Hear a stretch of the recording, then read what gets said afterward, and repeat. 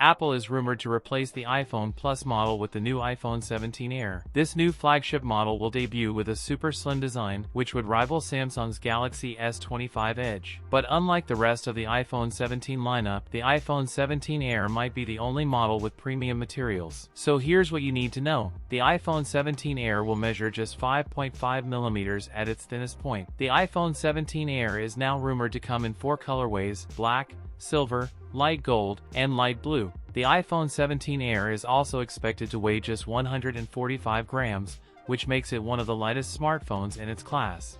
The Air will feature a 2,800 mAh battery.